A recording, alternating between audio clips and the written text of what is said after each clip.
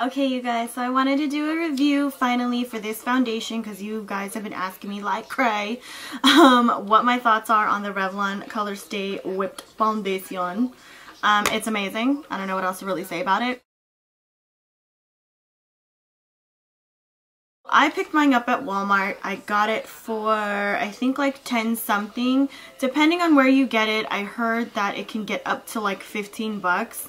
One of my girls in Vegas got it for like 16 and I was like, holy sh, that's hella much. Because here it was like 10 something. So I picked mine up at Walmart. It's the cheapest I found it so far, it seems. Everywhere else seems to have it for like, maybe on average like $12 maybe. But I got mine for like 10 something, a little bit under 11. And the shade that I chose is 400 Early Tan. Someone told me that if you're about NC42-ish, you can use 400 or 370. 370 I think is called Natural Tan. But when I put it on, it was like super cool toned, like a little too cool toned for me. 400 is a little bit more neutral, so it's a little bit easier for me to personally work with, as you can tell.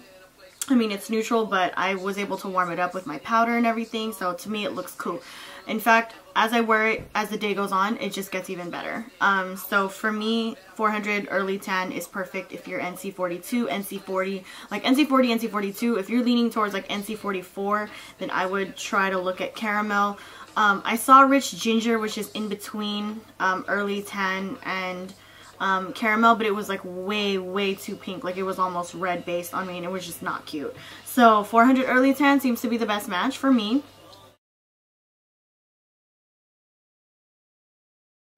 It's really nice and sleek, very Chanel-esque if you will. However, it's heavy as shit. I hate how heavy it is. It's literally the kind of foundation that you would have to put in your vanity. It's best stored this way, stored flat, because if you store it this way, it gets all over the guard. When you open it, there's a guard. Ooh, well, there was a guard.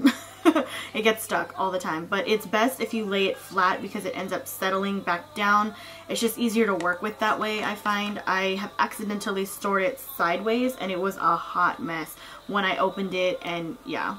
So I prefer to store it flat, which unfortunately takes room on my vanity. I don't really mind. I guess it depends on how you really store your stuff. Like for me, I kind of have a mix of everything. Like I have some stuff on my vanity, I have some stuff in the drawers of my vanity, and then I have like a storage unit. So I have a whole shebang going on. The less on my vanity, the better, because I don't know about you guys, but my vanity becomes a hot mess when I'm doing my makeup every day, especially if I'm going to work personally. So that's just me, but best stored on your vanity for sure. Super heavy. It's not the best to travel with, in my opinion. I feel like it's harder to travel with something this big. You would have to put it in like a little buddy cup or a sample jar or something. You don't need a lot of it, so that will technically fill you up for maybe like a week worth, depending on where you're traveling per se. But yeah, not exactly the best to travel with. It's kind of heavy. Big ass bottle for less than a fluid ounce of makeup. So it's 0.8 fluid ounces if you guys are wondering how much is in here. If you guys pay attention to how much fluid ounces your foundations usually have, it's usually about 1 fluid ounce. But there's a ton of product in here. You barely need a lot. Like, I literally just dipped my finger in once and spread it all over, and that was kind of it. So a little goes a long way with this stuff. Let's talk about how well it works. It's probably one of my favorite foundations that I found in the drugstore in a really long time. My absolute favorite drugstore foundation is probably the ColorStay Original, the liquid foundation. I haven't used it in a really long time. I finished the bottle and never repurchased it. I also like the Revlon PhotoReady, which is amazing. It's just more of a dewier finish. The only reason why I don't use it a lot is because I literally have to mix 2 different shades to get my perfect shade, and it's kind of a pain in the ass. For reference, my shade in ColorStay, the original liquid, is Golden Caramel. I don't remember the number that goes with it, but it's Golden Caramel. I would show you the bottle, but it's all gone. And for other reference, I will list other shades that I am down below for other foundations that you guys use, just to give you an idea of the shade range that this could cover. I absolutely adore it. When you first put it on, it may seem a little bit dry because the texture is very whipped. Like, it's truly a whipped foundation, like a cream whipped kind of texture. Like, if you guys ever tried Laura Mercier's Cream Smooth foundation, that's super creamy. It's really thick. This one's a little bit lighter than that. It feels sticky because when you feel it, it literally does feel kind of sticky. Like if I were to literally kind of dip my finger in there, it literally, like it kind of like, yeah, it sticks. But I love it. The foundation coverage is amazing. Just to show you how much it can really cover. Like if you were to apply it with your hands, you can do that, but this is how much it covers, and I really, really like that. But as you can also see, you see how neutral it really is. And I'm super warm, but I don't know, somehow, whatever I do, somehow I can warm it up a little bit. But yeah, it can cover a pretty good amount, I would say. As far as longevity, it truly is a ColorStay formula. If you guys have ever tried anything from the ColorStay line, you guys know that they're the bomb. It really does last throughout the day. It helps control your oil, so if you tend to be really oily, these foundations and all the ColorStay lines should be really great for you. It should work amazing. Personally, for me, I find that my oil never, ever, ever breaks through this foundation. It's crazy. Like, literally what you're seeing right now, it would look exactly the same 8 hours later. It feels very weightless, which I love because I hate foundation that feels really thick. It's part of the reason why I don't wear foundation to begin with. The more I work in makeup, the more I realize it's more of like how you apply it and the amount that you're using and the foundation that it is exactly, obviously, because some foundations are lighter than others. Most of the foundations that I have and the foundations that I personally love are very lightweight because that's what I like. I like the feeling of a tinted moisturizer. But, you know what I mean, like the coverage of a foundation, like kind of in between, which is why I usually buy foundations and turn them into tinted moisturizers for myself. That's probably the only sole reason why I have foundations to begin with, and then other times I'm just receiving it as gratis. But all in all, if I were to literally compare this to anything on the market, I would say it's one of the best long-wearing foundations I've ever tried, including ones that I've tried in department stores like Macy's or Nordstrom or Sephora even. It's amazing. It's a really amazing long-wearing alternative if you cannot afford, per se, more expensive foundations. Like if you don't want to spend $30 or more on a foundation, but you're looking for something really good for your oily skin or something that's going to last throughout the day and you don't have to worry about it, this is going to be a really good choice for you. Again, like I said, I'm a little bit biased. I love the ColorStay line from Revlon. The only thing I don't like is their concealer. I actually kind of hate it. But foundation-wise, I absolutely love their foundations. As far as transferring, I don't find that it really transfers to my clothes. I find that it's my powder naturally that wears off. But the days that I tried this out by itself, it doesn't transfer to clothes. So if you can find your perfect shade and you don't technically need to set it with a powder like I do, like I have to use a powder to kind of warm it up. Like personally for me, sorry, I'm opening my drawer. Like personally for me, I warm it up with my Sephora Tan face powder to kind of warm it up and make it a little bit more golden. This combination is absolutely amazing. It's one of my favorites because basically this is really more of like a matte kind of smooth finish because it is a whipped foundation, so it's more of like a natural matte kind of finish, and this kind of brings back the dewiness in my face, as you can tell. I haven't even set my makeup yet. I haven't even sprayed it with anything yet, and this is exactly what it looks like with just these two. And my blush and stuff, of course. Applying it can be tricky. Depending on your face, I feel like if you have textured skin, quote-unquote textured skin, I would apply it with your fingers because it allows you to really get into the divots of your skin. Otherwise, it applies really good with a brush. It's totally up to you what kind of brush you like to use. I definitely recommend something synthetic. You can use, you know, a Sigma F80. I feel like the Sigma F80 is a little bit dense, so on some people I've heard that it kind of drags the makeup around. But if you use the right level of buffing, like the right, I guess like if you use a light hand, it buffs it in flawlessly. For me, I prefer this brush, and this is the number 56 from Sephora. It's their old platinum collection. Their new one is the same one with better bristles. Whatever it is, I just recommend a synthetic brush and one that's easy to clean, because since it is a ColorStay formula, I don't know if you guys have ever tried the original liquid, but it is itch to get off of your brush. So if you do use this with a brush, I would definitely recommend something synthetic over something natural. Something natural will tug at the foundation and it kind of leaves weird streaks on it, so I definitely recommend something synthetic so it doesn't absorb the product onto the brush and it just buffs it in absolutely flawlessly. This is what it does for me. This is the combination that I use, these three together. Another thing that I incorporate, if you are as tan as me, I would recommend a color correcting primer underneath to kind of warm up your skin a little bit because it's so neutral. So I absolutely adore using my Makeup Forever number 6 primer. I use this with almost anything anyway because I love the effect it gives my skin. Half the time you guys are like, oh my god, you're so glowy.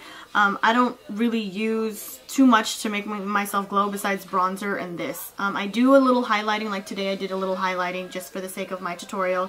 But other than that, on a daily basis, I barely use much. I just absolutely love this primer. It allows me to wear a lot of different kinds of foundations, especially ones that are too neutral for me. It kind of warms up my skin, it brightens it, it shows the true color of my skin before I put on a foundation so I can figure out how to maneuver it. So if you guys are anything like me, that's what I do. It does apply perfectly fine with your fingers. Your fingers allow it to warm up. What I would do is put a little bit in your palm and use your palm to warm it up before applying it, because it applies more like a cream as opposed to like a drier whipped kind of formula. So warm it up on your palm first and then put it on, instead of like taking it right out of the pot, dotting it on, and then warming it up on your face. I would definitely recommend doing it here first. It works much better that way. Another con is that the shade range is really tricky. I find that a lot of the shades are more neutral than anything else. There are some that are pink, so there's a lot of cool toned colors in there, but I also feel like, but the majority of them are neutral, which is a good thing because it allows you to warm it up or cool it down. So if you were to ask me what shade you would be, I probably wouldn't know, because they literally like kind of stagger. I don't know the shade range like the back of my hand, so please don't ask me what your shade would be. What I can tell you is that if you're NC 4042, early tan will work for you, because that's what I am. Again, it will apply very neutral, so just give it a second to warm up. It does seem to warm up better the longer I use it. Like, I've had it on for at least 30 minutes now and it's already warming up. It looks almost perfect for me, if you ask me, and I love the way it looks and the finish. It's a really nice finish. It's super natural. You can hardly tell you're wearing any makeup, which I adore. It just makes your skin look really nice and flawless. Love it. Okay, so this is a demo. Sorry, excuse my hair rollers. I'm letting my hair sit. These motherfuckers are hella hot right now. I have the fan going on behind me to like kind of help cool them down. But anyways, so this is a demo on the Revlon ColorStay. You guys were asking me about it. So I'm sure that I just did a review on it, or you guys just watched it anyway. I also just filmed, ooh, hella light. I also just filmed a tutorial on this look. First and foremost, I primed my face already with, holy shit. Man down! Dang, my bad. Maybe I just need to wake up a little bit.